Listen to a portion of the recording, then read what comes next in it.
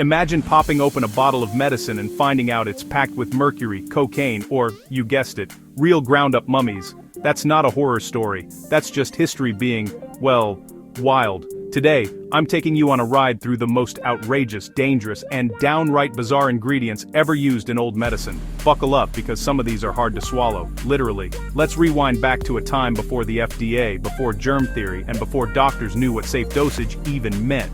If something looked mysterious or had a strong smell, people figured it must work wonders.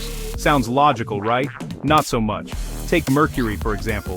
This shiny liquid metal wasn't just a thermometer filler. Doctors actually gave it to patients, mostly to cleanse them of illnesses like syphilis. Side effects, let's just say losing your teeth and hair was common. And if you ever heard the phrase mad as a hatter, thank mercury poisoning for that one.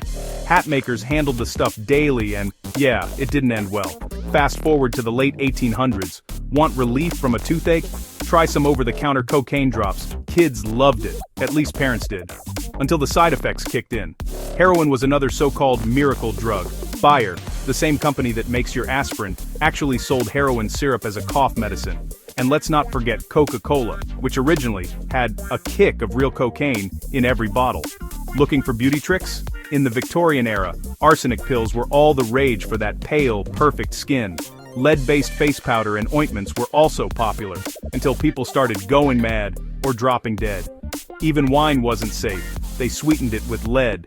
And now, for the weirdest one-powdered Egyptian mummy. Yep, Renaissance apothecaries sold ground-up mummies as medicine. Some folks thought eating ancient flesh would transfer mystical powers. When they ran out of real mummies, they just used any corpse they could find. Then there's radium. In the early 1900s, people thought radioactive water would boost your energy.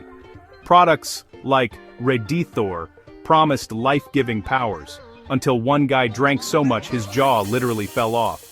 Headlines everywhere. Why did anyone believe this worked? Well, they felt something, thanks to powerful drugs that actually did affect the body, at least for a while. Clever ads, placebo effects, and the lack of better options kept these cures flying off the shelves. Thankfully, by the 20th century, real medical testing and regulation finally kicked in.